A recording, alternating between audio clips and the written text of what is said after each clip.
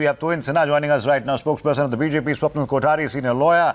G. Radhakrishnan is the president of the Shiv Sena in Tamil Nadu, and Tausif Ahmed is an advocate. Thank you for joining us. Now, Tuhin, let me start with you because we can have differing perceptions about spiritual healing or non-allopathic healing there as well. But this confirms one thing at least, that Riya Chakrabarti and the people around her not only consulted psychiatrists as well, but also told spiritual healers like Mr. Joshi, who just spoke to my colleague Siddhant, that Sushant was suffering from depression, even though Mr. Joshi says his knowledge of Sushant having depression was limited to what Riya Chakrabarti told him. And he also confessed that he did on the 22nd and 23rd of November go visit Sushant there as well. Since I have been following the case very closely, let me right away point out a fallacy in what I heard.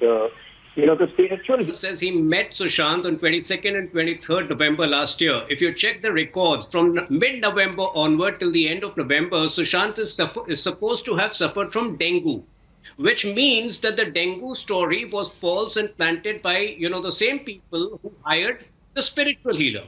So you can imagine the kind of anomalies, the kind of lies which are there in the story, not just post the murder, but from April 2019. And let me make a very big point today. What it seems to me is that this is organized crime. Maybe he must have gone through a low phase of his career or life. It was 2019, April 2019. A certain set of people seem to have completely taken charge of his life, and they had certain timelines in mind. Month one, just create a wedge between him and his family members. Month two, get into the live-in. Month three, take complete control over the family, over the professional issues, financial issues. But the most mysterious part is the month of October, the 28 days when they were away in Europe. There is something very mysterious. Stay on with us. In fact, we have many questions after what Mr. Joshi has just told Times Now. Before I get to those questions, we have some callers calling in. Our first caller is on the line right now. Go ahead. Mohan is the first caller. Go ahead, Mohan. Sir, good evening, sir. Good evening. Sir, this absurd case is going to happen, keep on happening. There is no question of making debate and all over the place. Mumbai police has not done anything. Wait for Supreme Court order tomorrow. Go for CBI. Let them do a thorough investigation. The culprit should be punished. No, fair enough. No quarrels there with you, Mohan. Thank you for calling in. Let me quickly go back to Swapnil Kothari on this. Swapnil, the fundamental question, I believe, and this is the reason why we got in touch with Mr. Joshi in the first place, is because we were trying to get to the bottom of this theory that Sushant Singh Rajput, towards the end of his life, his young life, was being manipulated by certain people around him. Now, here's a man who wanted to be an astronaut, who had some solid grounding as an engineer as far as education is concerned. He was very interested in astronomy, very scientifically minded. Now he's going and consulting a spiritual healer. Now, but I don't mean to run down non-traditional forms of non-allopathic medicine here, but does that sound to you at least? Does that seem to you that this is yet another layer of the manipulation that's been talked about? Absolutely, there's no question about it. These people are all completely planted to peddle the theory of nepotism, depression, spiritual healing, and whatnot. I mean, there is no question about that. This entire plan is orchestrated. The murder was not planned, suddenly, in the month of July. In the month of May or June. This is a pre-planned, pre-orchestrated drug since the time that, we will try to show him that he was a depressant. He saw some painting in Europe and he got depressed. I mean, he was a painter himself and he used to indulge in painting, that's what I've heard. And, a physicist by nature in many ways and, had a telescope and all those kind of things. So I don't think that he would ever indulge in these kind of things. So obviously, Atar, the issue is that what to do now. I'll give you a legal spin to this. The people who've orchestrated this did it is that we have to build up a narrative, a complete theory of the fact that this person was suffering from depression, he suffered some diseases, he was hallucinating, he had a bipolar disorder, and that's why you take him to the doctors, you try to get control of his mind so you can siphon off his money in a way that he doesn't know what he's doing, and you inject psychotropic drugs to him so that But at you this point, develop- Swapnil, I understand where you're going with this, but at this point, that can only be a theory since it's not been proven in court. Will you admit that at least?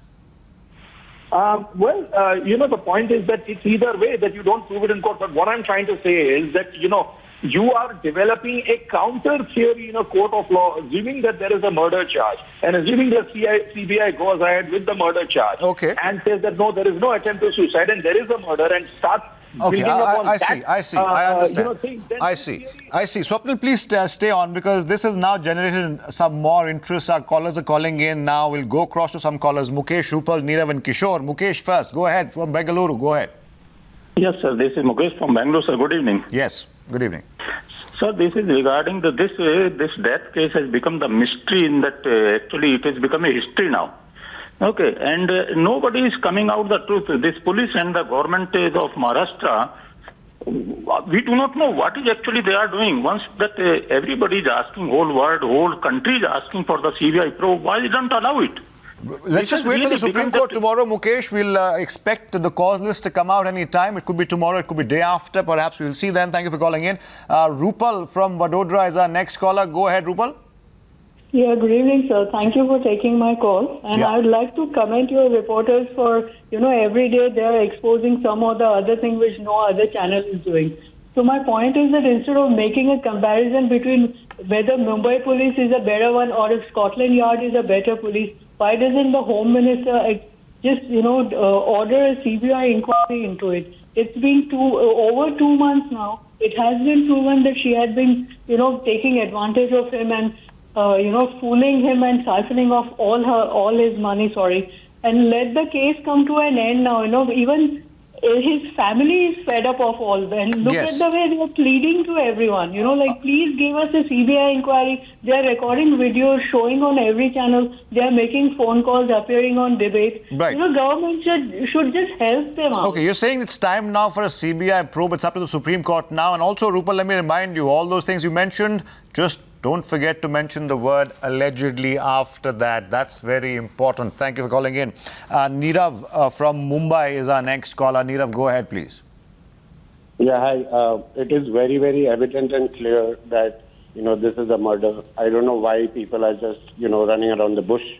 It is very, very evident. And in fact, Mumbai police should be one of the co-accused in the case. And CBI should interrogate each and everybody from the Mumbai police who's been investigating this case. All right. And even open up Deepika Salian's case and interrogate them thoroughly.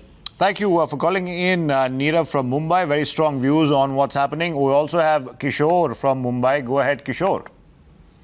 Hello. Yes. Yeah, I've been listening to all this for so many days now. Why not we take the law take its course?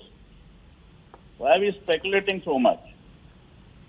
All right, that's a valid question, but it has really taken the imagination of the entire country, and you can hardly blame people for wanting to know the truth. And since the truth has been stalled in one way or the other, people feel we are just doing our jobs. Thank you for calling in, all the callers. We'll take a very quick break right now. We'll come back to our other guests after the break. Please stay with us.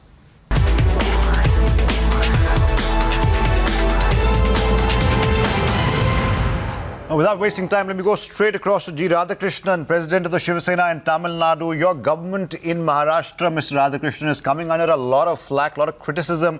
There are even panelists on this panel who suggest that the government is trying to shield the Mumbai police for its alleged botch-up. How would you respond? Well, please understand that justice can be got only after proper investigation.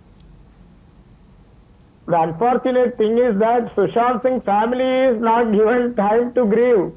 That is the problem now. People are coming out with their own presumptions and assumptions. There is nothing doing in the court of law. Inhuman. I would like to reiterate that inhuman political games are played on the unfortunate demise of 34 years old, young, promising actor, Sushant Singh Rajput. His father, he is a dejected father, is desperate. He has got all the right to approach the court. The investigation jurisdiction is Mumbai. The Mumbai police has to do the job. but unwanted political pressures and So, Mr. involvement of other Mr. Radhakrishnan, what about the criticism the Mumbai police is getting right now that the initial investigation in the case was quote-unquote botched up, under pressure? No, forensic report has come, postmortem report has come, many people were inquired, they were, the interrogation is going on. The people are not giving time to investigate. So we should have some patience.